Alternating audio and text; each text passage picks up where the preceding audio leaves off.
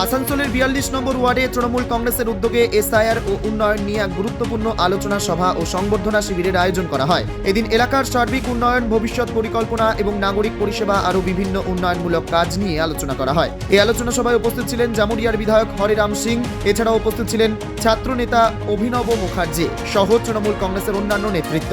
এদিন জামুরিয়ার তৃণমূল বিধায়ক হরিরাম সিং একাধিক বিষয়ে বিরোধী দলনেতা শুভেন্দু অধিকারীকে তীব্র আক্রমণ করেন। শুভেন্দুবাবু লিখে রাখুন, কখনো আপনি মুখ্যমন্ত্রী হতে পারবেন না। অত নোংরা ভাষা বলছেন দিদি নামে, অত নোংরা ভাষা বলছেন, এইটা চলবে না। এইটা আমাদেরকে চিন্তা করতে হবে। উনি যে রকম প্রচার করছেন, টিএমসি কিছু করে নাই বলছেন, সবকিছু মনে হচ্ছে উনি করেছেন, কিছু করে নাই। আমরা তো বলি আমাদের পার্টিতে এইরকম গদ্দার মির্জাফর কেউ নাই যেরকম শুভেন্দু অধিকারী করেছেন, যে শুভেন্দু অধিকারী আছে। সেই জন্য আমি বলবো যে আপনারা 2026-এ ধ্যান রাখবেন, মমতা ব্যানার্জিকে চৌথাবার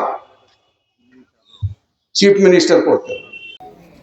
এই মহতী অনুষ্ঠানে আপনাদের মধ্যে উপস্থিত হয়েছেন, আমাদের সকলের মধ্যে উপস্থিত হয়েছেন আমাদের জেলার চেয়ারম্যান, জামুরিয়ার এমএলএ হরিরাম সিং মহাশয়, উপস্থিত হয়েছেন আমাদের এই ওয়ার্ডের প্রেসিডেন্ট তাপসদা নীলাদ্রিদা থেকে শুরু করে এই সবুজপল্লী অঞ্চলে যারা তৃণমূল কংগ্রেসের মমতা বন্দ্যোপাধ্যায়ের হাতকে শক্ত করার জন্য, সর্বোপরি মানুষের পাশে থাকার জন্য যারা সবসময় লড়াই করেছেন, তাদের লড়াইকে কুর্নিশ জানাই।